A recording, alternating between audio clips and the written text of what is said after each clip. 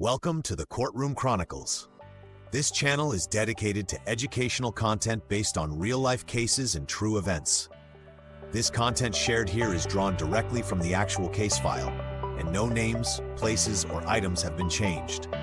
However, the content has been carefully summarized and presented for educational purposes in a comprehension format to inform, enlighten, and spark meaningful discussions.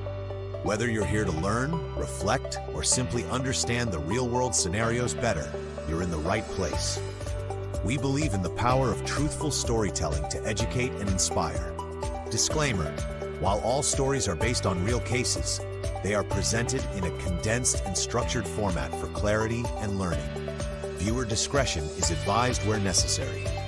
This case is cited from the Nigerian National Industrial Court online file, which is public record. It was a tense season within the Non-Academic Staff Union of Educational and Associated Institutions, NASU.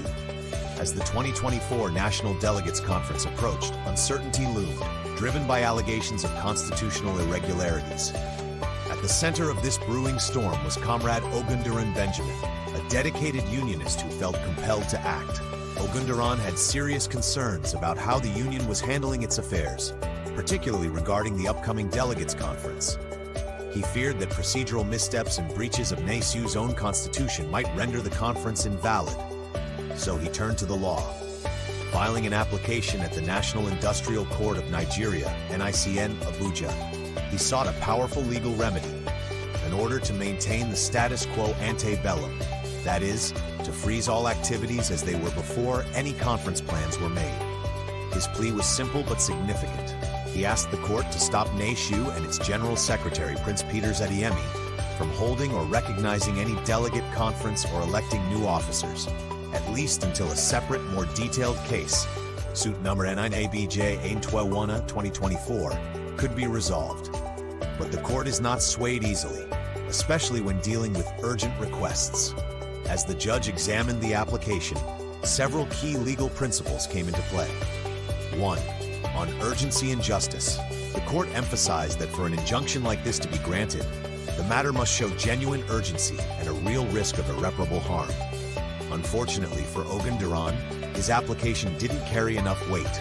There wasn't compelling evidence to justify intervening just before the union's democratic process unfolded.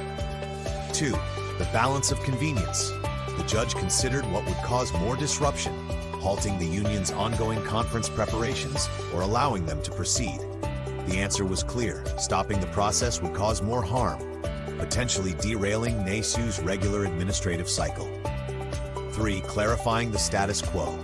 Ogundiran had asked for the status quo ante bellum to be preserved, but the court noted that many elections had already been held across various zones before the application was filed.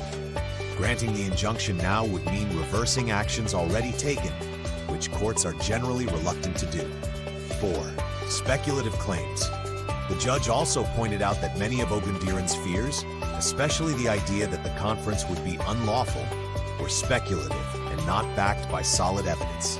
5. Judicial principle on completed acts. Finally, the court reaffirmed an established principle. It does not grant injunctions to undo acts that have already been completed, especially when those acts are not obviously illegal. The verdict. After considering all these factors, the judge dismissed the application entirely. The court ruled in favor of NASU and its General Secretary, allowing them to move forward with the 2024 Delegates Conference. Who won and why? Victory.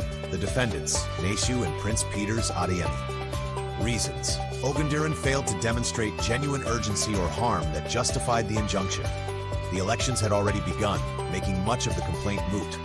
The balance of convenience favored letting NASU proceed rather than interfering with internal union processes. The court rejected any effort to use legal orders to reverse completed activities unless those acts were clearly unlawful, which they weren't.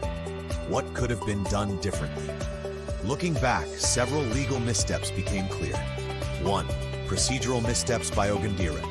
He could have filed his application earlier and brought stronger evidence about constitutional violations. Waiting until the process was already underway significantly weakened his position. 2. Exhausting internal remedies. Instead of heading straight to court, Ogundiran could have first tried to resolve the dispute internally through NASU's own mechanisms. Many trade unions have internal processes exactly for these situations. 3. Constructive engagement. Perhaps engaging NASU leadership through formal letters or mediation could have yielded better outcomes, avoiding litigation altogether. 4. Narrowing the legal reliefs. His application was too broad. Instead of asking the court to oversee all internal union matters, he could have targeted specific actions or asked for interim oversight, making his request more practical and legally sound. And so the courtroom battle ended for now, with NASU moving ahead and Ogundiran left to regroup. The case remains a critical study in how timing, evidence, and precision can make or break a legal claim, even when intentions are noble. Thanks so much for watching, fam. I really appreciate you spending your time with me. If you enjoyed the content, don't forget to hit that subscribe button, drop a comment below, and let me know what you think about the case. I love hearing your thoughts and feedback. And hey, if you felt a connection or learned something new, give this video a like and share it with someone who might enjoy it too.